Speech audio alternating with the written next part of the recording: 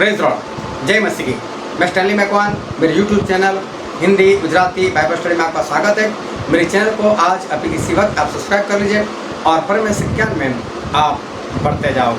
अंतिम दिन आ चुके हैं, अंतिम दिन में हम प्रवेश कर चुके हैं और अंतिम दिनों की जो विपत्तियाँ है वो भी शुरू हो चुकी है और बाइबल में जो प्रभु ने कहा है वो बहुत जल्द शुरू हो जाएगा और अब हमारे पास ज़्यादा वक्त नहीं है।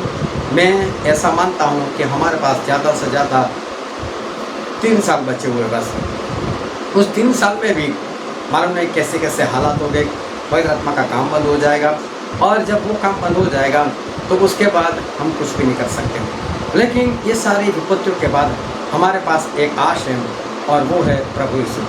प्रभु यीशु हमको लेने के लिए आएंगे और मैं जब बोलता हूँ हमको, इसका मतलब ऐसा नहीं कि हम सभी लोगों को, वो उन्हीं लोगों को लेने के लिए आ रहे हैं कि जो उनके रास्ते पर चलते हैं, उनके मार्ग पर चलते हैं, उनके आज्ञाकारी करते हैं, पवित्र आत्मा से भरकर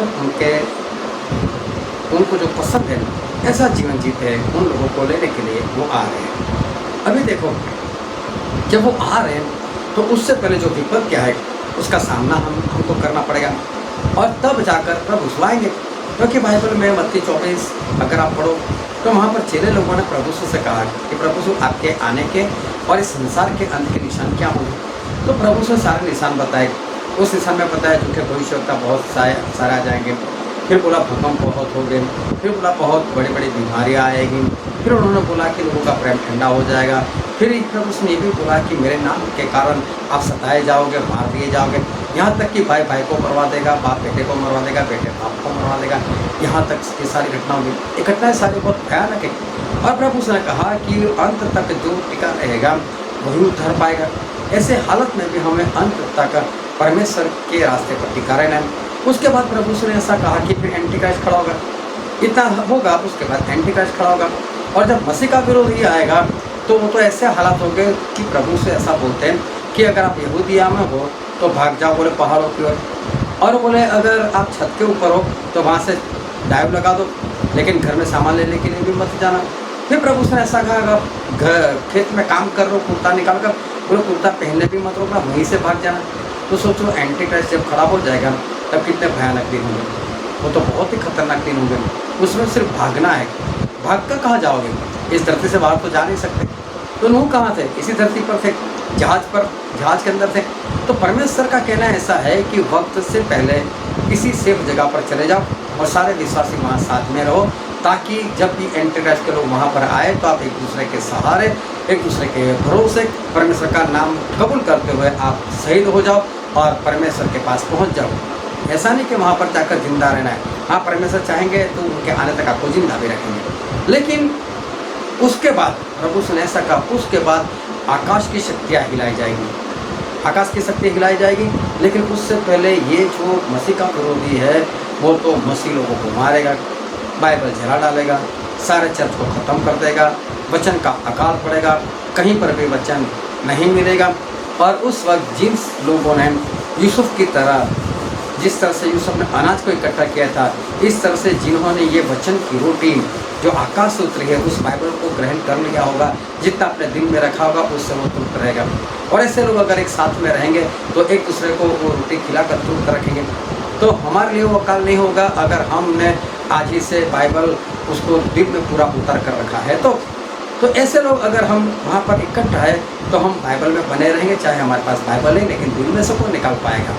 तो यूसुफ ने इकट्ठा किया था तो अकाल उसके लिए नहीं था, लेकिन जिन्होंने इकट्ठा नहीं किया उन सभी के लिए अकाल तो वैसा का वैसा ही बना रहेगा और वो लोग अकाल में खत्म भी हो जाएंगे।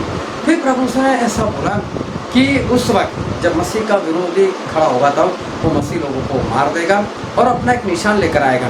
वो निशान हमको इस जगह पर लेना है, सर के आगे या तो हमारे दाहिने हाथ में लेना है। और वो निशान जिसके पास नहीं है वो लेन देन नहीं कर पाएगा और वो जो निशान लेगा वो स्वर्ग में नहीं जा पाएगा। तो हमें तो निशान लेना नहीं है, तो लेन देन बंद हो जाएगी। तो उसके लिए हमें क्या करना है, एडवांस में जिस तरह से उन्होंने खाना पानी सब कुछ उस जहाज में इकट्ठा कर लिया था, उस तरह से हमें इकट्ठा कर एक जगह पर रहना है ताकि हमारा गुजारा होता रहे।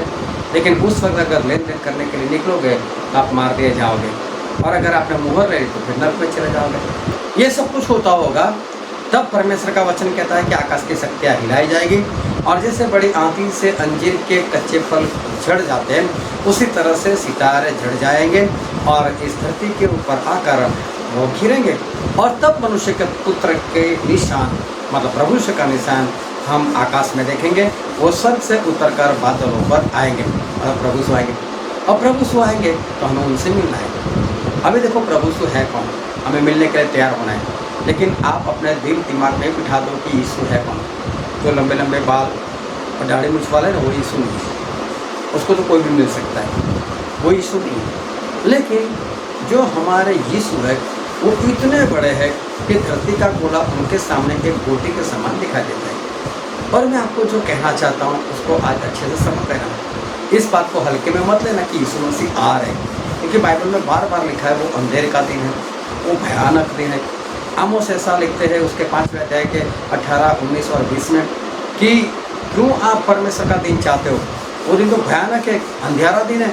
जैसे रास्ते में आपको सिंह मिल जाए, आप उससे बचकर भागो और आपको ऐसा लगे कि सिंह अभी नहीं है, तब आपके सामने भालू आ जाए और भालू से बचकर भागो और घर में जाकर आप अपना दरवाज़ा बंद कर दो और दीवार के ऊपर हाथ रखकर आप हाँकते हो, लेकिन दीवार पर तो सांप है और सांप ने आपको काट लिया और आप मर गए।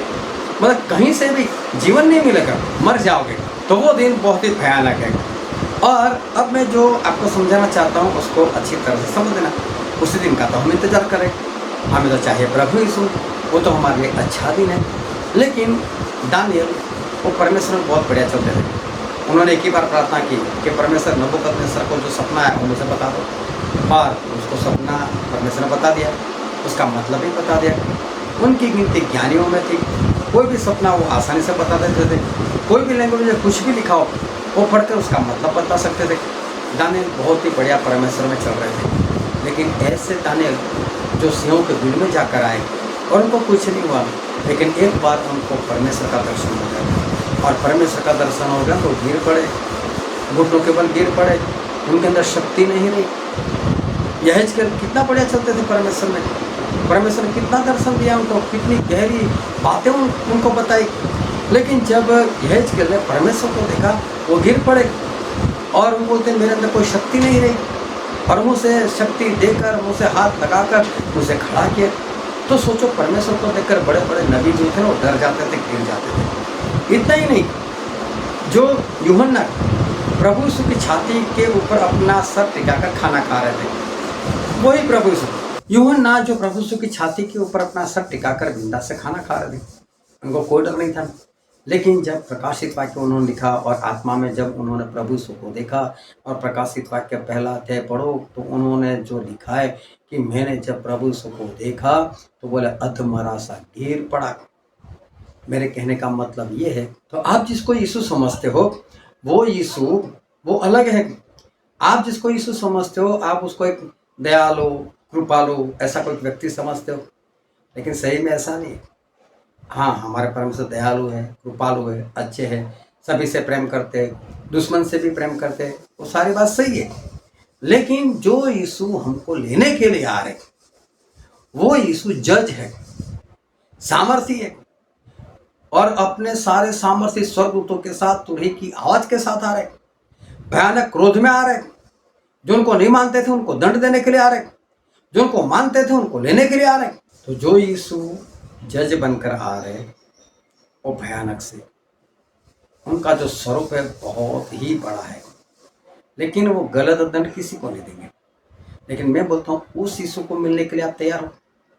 अंतिम दिन की मैंने सारी बातें बता दी, उसको क्रॉस करते हुए आगे बढ़कर जब हमें यीशु से मिलना है तो उस यीशु को मिलने के लिए आप तैयार हो। लूका उसका 21वां अध्याय 34, 35, 36 में पढ़ना। बोले आप यीशु मसीह को मिलने के लिए अपने आप को प्रबल बनाओ। आप प्रबल बनो, प्रबल बन जाओ, सामर्थ्य बन जाओ कि आप प्रभु यीशु के सामने ऐसे आंखों से आंख मिलाकर बात कर सको। ऐसा कब कर पाओगे? जब आपके अंदर आज्ञाकारी होगी। अगर आपके अंदर आज्ञाकारी नहीं होगी, आपने आज्ञा नहीं मानी होगी, तो आपका सर ऐसे झुक जाएगा, आप डरोगे, कांपोगे, नाश में चले जाओगे। लेकिन पूरी आज्ञा अगर आपने मानी है फिर डर क्या? फिर आप नहीं डरोगे। तो बस उस प्रभु यीशु से मिलने के लिए तैयार हो जाओ, जो हमको लेने के लिए बहुत जल्द आ रहे, और वही सच्चे परमेश्वर है। और इसलिए प्रभु यीशु से मिलने के लिए पूरी आज्ञाकारी कर कर तैयार हो जाओ। परमेश्वर आपको आशीष दे। आमीन।